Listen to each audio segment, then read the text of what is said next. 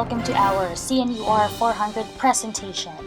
In this video, we shall discuss Aboriginal health and self-governance.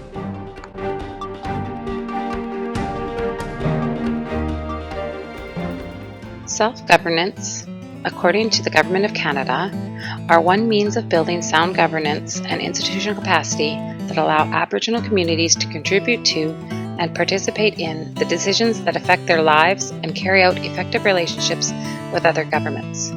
Self-government agreements gives Aboriginal groups greater control and lawmaking authority over a comprehensive range of jurisdictions, including governance, social and economic development, education, health, lands, and more.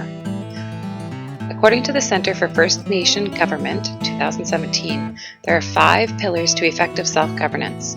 These include the people, the land, laws and jurisdictions, institutions, and resources. History of self-governance, according to Wasakisaka 2014, colonization is a process in which government policies were created in the attempt to civilize and assimilate First Nation people into Canadian society. Colonization has many integrational effects that has had and still continues to affect First Nation communities' mental, physical, and spiritual health.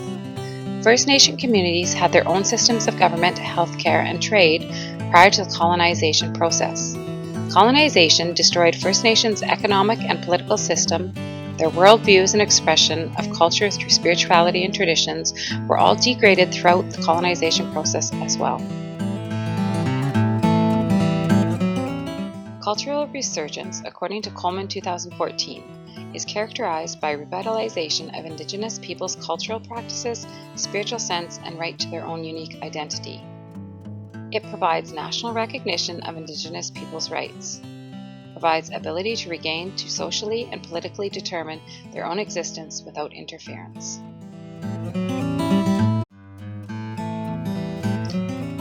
Community development empowers the community to solve problems on their own behalf. According to Thompson, Camel, Muhammad, and Jacinta 2012, different members work with the community, providing evidence-based knowledge to facilitate change to work toward a solution. According to Wasakisaka 2014, cultural development and cultural resurgence are very similar, as they are trying to rebuild and develop communities and cultures. Transferring healthcare services to First Nation communities. According to Health Canada, in March 2008, 83% of First Nations were involved in the control process to take on administrative responsibility for their healthcare services. McIntosh 2008 goes on to say, the health status of First Nations is poor and substandard compared to non-Aboriginal Canadians. By allowing Aboriginal ownership and control of health services, it can contribute to self-empowerment in First Nation communities, which will improve access to health services and create a supportive, culturally appropriate environment. Aboriginal youth suicide rates are occurring at shockingly high rates. Studies have proven that communities have more self-governance and more control of their health care have lower suicide rates. The main goal of health transfer is to improve the health of First Nations communities by the process of transferring control and not just transfer control. The process will be far more beneficial if it is conceived as part of a continuing relationship between the government and First Nation communities.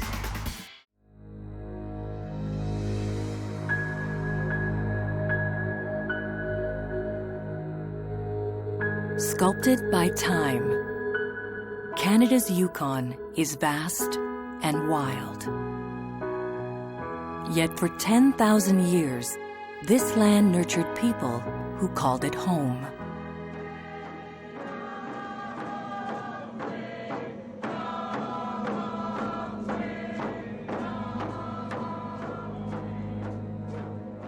Although the terrain is unchanging, the Yukon's political landscape is being transformed.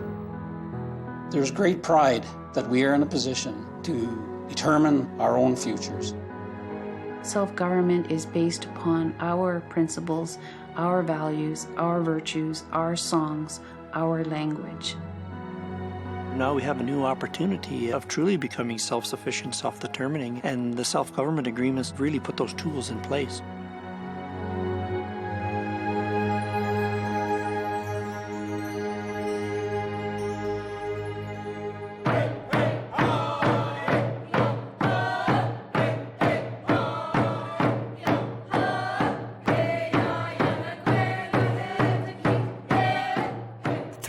ages, Aboriginal people here created vibrant, stable cultures with distinctive languages and traditions. But with the arrival of traders from foreign lands, waves of change swept over the Yukon. Missionaries, gold miners, politicians all left their mark. The Government of Canada passed laws asserting its legislative jurisdiction over Indians and their lands. 100 years later, Yukon First Nations traveled to Ottawa to demand the government start negotiating comprehensive claims. Teslin Tlingit chief Sam Johnston was part of the delegation. Our message was back then to the federal government that we were self-determined people, but our people has always governed themselves. We no longer want anybody to run our lives. In the mid-1990s, after 20 years of hard negotiation, Yukon First Nations started signing land claims and self-government agreements. By 2006, 11 of Yukon's 14 First Nations had closed the book on the Indian Act. Today, Yukon First Nations are blazing the trail for Aboriginal self-government. Of more than 600 First Nations across Canada, a relatively small portion have completed land claim and self-government agreements. The majority of these reside in the Yukon Territory. After signing its agreement, a First Nation ceases being an Indian Act band and sets its own course. We start looking at what we're trying to do, and I think all First Nations are the same as where do you want to get to? What's the vision? And ultimately, it's economic independence, it's pride in one's nation, cultural understanding, it's education, it's young people growing up in safe environments. Similar things that all Canadians seek of their own government, very similar. Our implementation of self-government. The starting point for self-government is developing a constitution. Citizens in each First Nation decide what path to follow. So, legislation for us, I think, is key and is paramount. By switching over to the clan system, what I have noticed through this whole transition is that we're empowering more people. That's what the clan system seems to do, is that it essentially puts the onus on each individual to make a choice. So I think that's what ultimately the agreements do provide. It's real accountability back to the community in a meaningful way. We asked the community, do they want an INAC model of governance as set up in the Indian Act, or do they want a traditional form of governance? And the community said, we want a traditional form of governance. We want to go back to those traditional patterns. It is community-based government, and these First Nations aren't huge. Some are, as small as 200 people. So as a government, you should be able to quite finely tune your support mechanisms and engagement with your citizens and moving it forward. So I think it can be much more effective and efficient being that close into the community, that familiar with the community, and having those actual decision-making abilities as a self-governing First Nation. Among the new powers self-governing First Nations take on is the authority to write certain kinds of legislation for themselves. Canada passed laws under the Indian Act, and what these laws did is it prevented us from practicing our culture, from owning businesses, from having to go to school. All of these laws that had that impact, right, got us in trouble, caused a lot of dysfunction. Self-government agreements provide us to make laws. And we're of the belief is if laws got us into trouble, laws can get us out of trouble. Self-government isn't new to First Nations. They have a long history of managing their own affairs. What is dramatically different is sitting at the same table with federal and territorial representatives, negotiating everything from revenue sharing to managing settlement lands.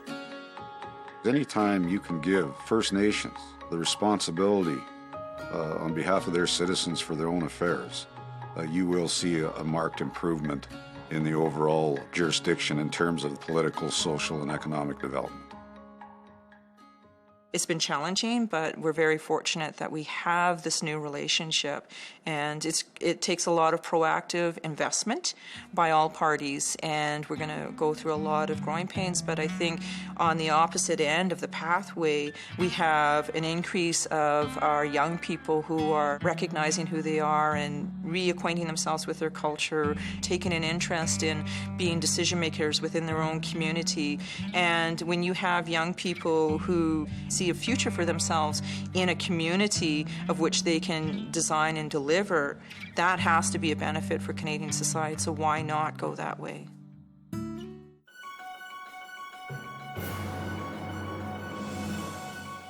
Welcome to our debate. Our resolution is self-governance is a must for First Nation communities. We welcome the affirmative side, Bobby, and the negative side, Leanne. We will first hear from the affirmative side, who will define keywords and introduce their arguments. Next, we will hear from the negative side, who will introduce their arguments, along with rebuttal arguments. Each side will have 3 turns to speak, with the negative side giving closing remarks. We will then decide our winner based on who provided the strongest arguments on this topic. Good afternoon and welcome to our debate. Key terms I would like to define are First Nation, Aboriginal peoples, and Aboriginal self-government. First Nation, as defined by Indigenous and Northern Affairs Canada, this is a term that came into common usage in the 1970s to replace the word Indian, which some people found offensive. Although the term First Nation is widely used, no legal definition of it exists.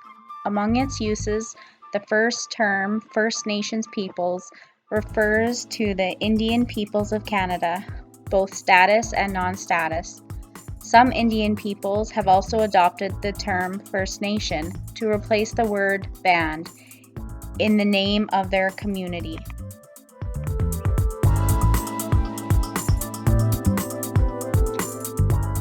Aboriginal peoples, as defined by Indigenous and Northern Affairs Canada, the Canadian Constitution recognizes 3 groups of Aboriginal people: Indians, Métis, and Inuit. These are 3 separate people with unique heritage, languages, cultural practices, and spiritual beliefs.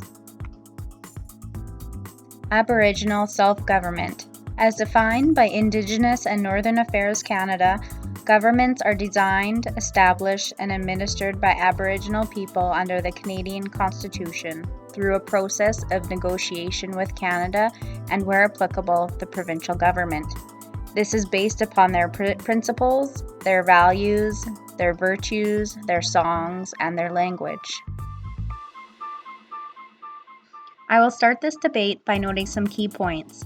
The Government of Canada recognizes the inherent right of self-government as an existing Aboriginal right under Section 35 of the Constitution Act 1982.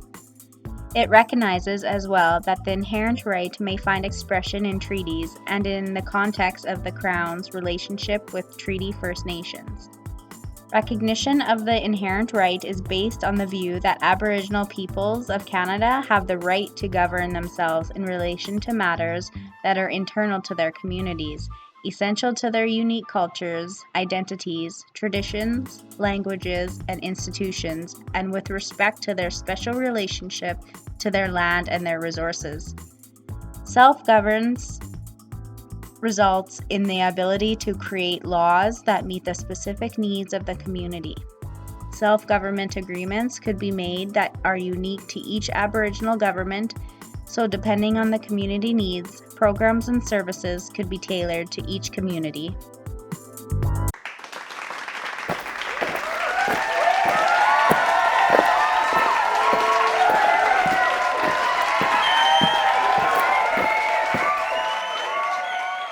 Thank you for your opening remarks, Bobby.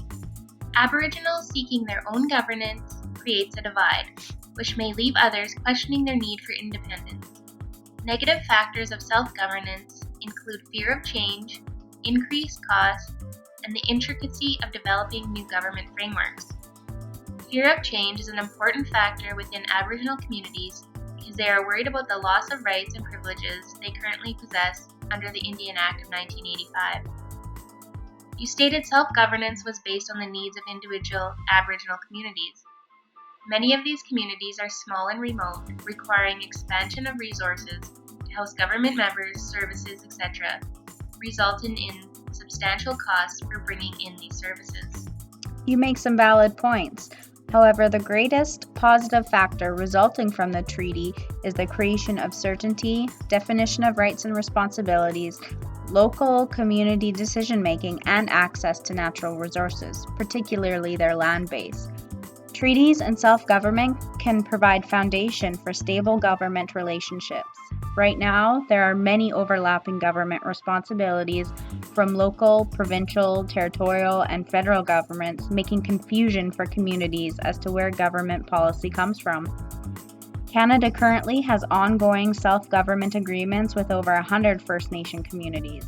You are right, many communities are small. However, this allows a better opportunity to be able to engage with the people and provide stronger support mechanisms. This partnership provides continuity and consistency and allows for members to understand where decisions are coming from and how they are being made. Fiscal negotiations can give the Aboriginal government the opportunity to present their concerns and directly discuss issues that may be present, ultimately giving them a voice. Having a formula to base fiscal amounts on would allow for easier comparisons between governments while also providing clarity and accountability between governments. If the formula is calculated properly, this can allow for efficient money spending and prevents major funding deficits at time of renewal. You point out that Aboriginals seeking their own governance creates a divide, which could lead to the questioning of their independence. How is this plausible when self-governance would do the exact opposite of this, as members of the community work together to create a sustainable environment in order to live with an independent jurisdiction? Self-governance allows the Aboriginal people to work, live, and govern independently. The effectiveness of self-government requires individuals within the community to be responsible for administrative actions such as data gathering, formula calculations, and making payments. In order for self-governance to be successful, training and education would need to be implemented. Power within Aboriginal governments would vary, thus the ability to bargain and improve funding would not be consistent. A lack of clarity where funding would be allocated could cause future issues during times of renegotiation. Funding based on needs would not be fair and consistent because Aboriginal communities should have similar access to services, no matter what unique needs they possess. This proves difficult due to many Aboriginal communities being remote, small, and having limited resources. The ability to govern these small communities is very costly. In some communities, there are high numbers of unemployed and undereducated individuals. You stated that fiscal negotiations would allow for more efficient spending. However, these communities typically have insufficient assets and require a higher demand for expenses associated with implementing services. Example, low fiscal capacity and high fiscal need. Fiscal negotiations need to be renewed continuously, which are very costly and require a significant amount of time, which directly goes against your claim about cost effectiveness. As self-governance seeks independence, revenue would be built from resources within communities which would be allocated to support their own services. The key factor resulting in a successful treaty was addressing the needs and concerns of the community by involving its members in the development of policy. The negotiation team was constantly in contact with members, both on and off the reserve, encouraging involvement in the development of negotiation, mandates, and policies. This would form the basis for laws and regulations to be enacted when the treaty came into effect. Aboriginal vision is economic independence, pride in one's nation, cultural understanding, education, and safe environments. These are all visions that citizens seek from their government. Self-governance would give the Aboriginal people pride in their community and allow them to determine their own future, use their own principles, and incorporate their culture and traditions. The strength that comes from these communities is substantial, and this would give the Aboriginal people the ability to be self-sufficient and put the Indian Act in their past. In summary, self-governance in First Nations communities should be approached with caution. Negative factors involved are fear of change, increased cost, and the difficult development of new government frameworks. The Indian Act of 1985 outlines current rights and responsibilities First Nation peoples have, and by amending this act can create fear and uncertainty. Self-governance development would be a very long, arduous task that would have to consider every community's unique needs. Many First Nation communities are located in remote areas with few inhabitants. Those that live in these communities are often unemployed and uneducated, thus would require extra training to ensure successful self-governance. A lack of clarity regarding funding is another area of concern because each community has different needs. There is a low fiscal capacity for a high fiscal need, thus proving it is not cost-effective in the least. Both the affirmative and negative bring forward key points to self-governance and presented strong arguments. However, the affirmative side in self-governance is doing what is best for the people, whereas the negative side in self-governance is more concerned with the overall dollar cost this would create. Therefore, I must side with the affirmative argument, which is looking at the needs of the people. As registered nurses abiding by the Nursing Code of Ethics, social justice, and greater equity for all, recognizing the significance of social determinants of health and advocating for policies and programs that address these determinants. Aboriginals making decisions based on the needs of their people.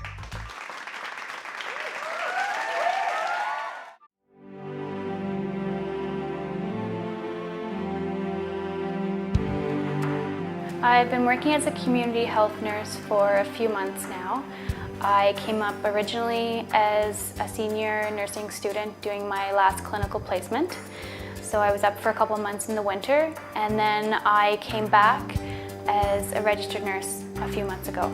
I've been practicing in First Nations and Inuit health for 22 years. I practiced as a community health nurse for the first 2 years, and then after that I became the nurse in charge, so I was the manager. I learned to incorporate traditional as well as Western medicine in my practice, gaining a great deal of respect for First Nations and people in the community.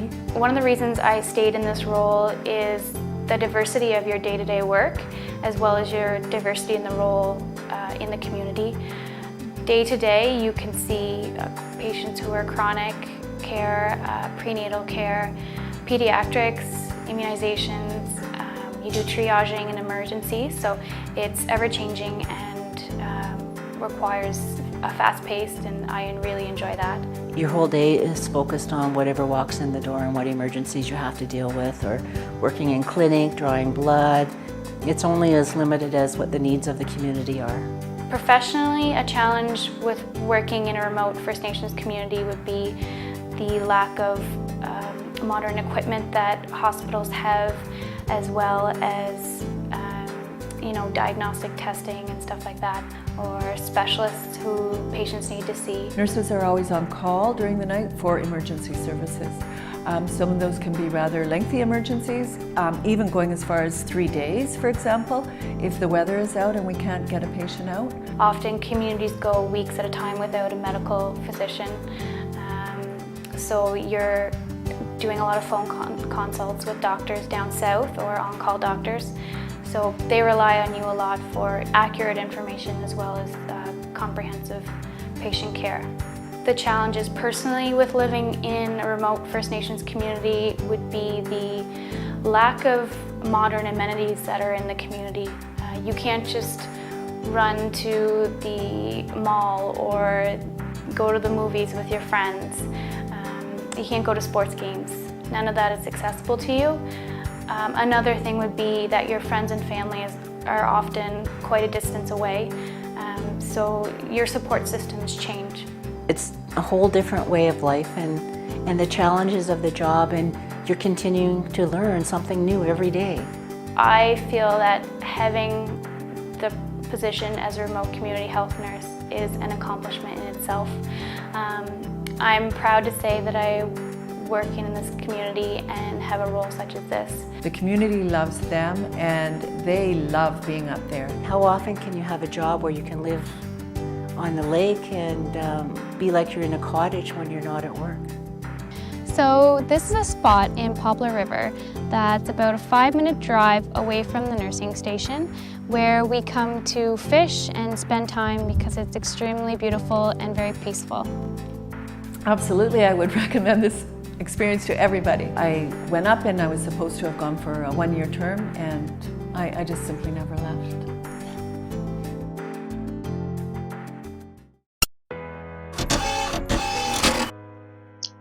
Role of registered nurses in empowering First Nations to become healthy. According to the Canadian Nurses Association 2014, Aboriginal health nursing is the way in which nursing care is provided to Aboriginal clients, and also the way in which nursing interventions are targeted towards Aboriginal communities and populations. The role of the registered nurses in Aboriginal settings is critically important, as they play the role of a primary care provider, providing culturally competent, safe care while getting to know clients and their communities. They act as an advocate for and/or navigator on health and social determinants of health issues for their clients. They implement and adhere to a holistic model of healthcare. Nurses can play an integral role in assisting with the transfer of health services over to the First Nation communities. According to Wazakisaka, nurses should learn the worldviews First Nation communities have on health and healing, what is being planned, and what changes have been made in order to create a smooth transition of services. According to Morris and Crooks 2015, nurses who are more self-aware and have knowledge about Aboriginal culture and their historical background will have a better understanding as to what led the Aboriginal individual to their current health state. The most effective approach nurses can take while working with Aboriginal populations is community engagement. Community engagement creates cultural, socio-economical, and mental wellness in the community setting. Barriers for registered nurses to empower First Nation communities. According to Wasakisaka 2014, there are 4 identified barriers. 1. Recruiting and retaining nursing staff. First Nations are limited to funding based on historical expenditure. With wage and salary increases, First Nation communities are unable to compete with recruitment and retention services. 2. Jurisdictional roles and responsibilities. There is an ongoing lack of clarity on the roles and responsibilities between First Nations organizations in terms of which level of government is responsible for health services. Because some provincial organizations believe federal government is responsible, some health services are not covered by the Canadian Health Act. 3. Gaps in health and health services. Aboriginal Health Transition Fund wants the following: increased partnership among Aboriginal groups and different levels of government, increased awareness of provincial health services by Aboriginal organizations, increased participation of Aboriginal people in the design, delivery, and evaluation of health services, improved integration and adoption of existing health services, improved access to certain health services. And 4th, emphasis on curative services and physical health. This ignores holistic health.